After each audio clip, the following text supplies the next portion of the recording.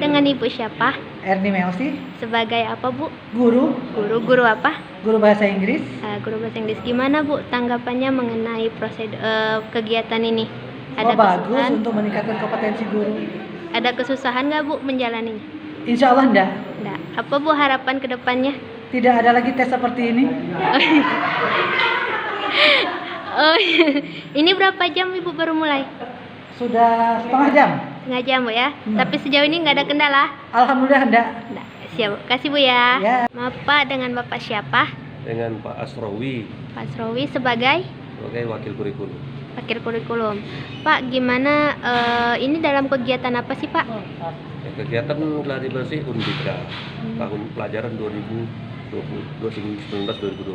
Nah, terus guru juga ikut, Pak, ya, atau gimana sih? Iya, dalam gladi bersih tahun ini ya, guru juga diikutkan pada hari yang ketiga, yaitu di sesi yang ketiga dengan materi KM. Tujuannya apa, Pak? Ya, tujuannya mungkin adalah salah satunya adalah untuk mensuplai asesmen kompetensi dari guru masing-masing. Ini pertama kali, Pak, ya, di Palembang? Ya, pertama kali pada tahun ini, bukan Palembang, mungkin se-Indonesia. Oh, se-Indonesia. Tapi kalau di Palembang sendiri ini baru kali ini, Pak, ya? Ya, sama. Ya. Di seluruh Indonesia baru pertama kali ini. Oh, gitu. Ini. Oh, gitu.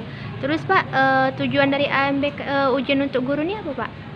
Ya, tujuannya pertama mungkin adalah untuk mengukur kemampuan ya guru-guru ya, di bidangnya masing-masing, terutama sekali di bidang asesmen ini. Prosedur awalnya ya kita sesuai dengan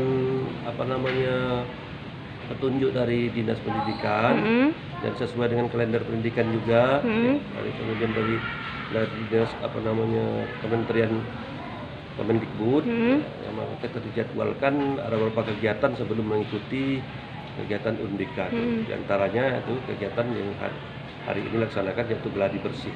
Ini seluruh kota Palembang, seluruh sekolah kota Palembang, atau cuma sekolah ini aja, Pak, yang melaksanakan? Ya, seluruh kota Palembang.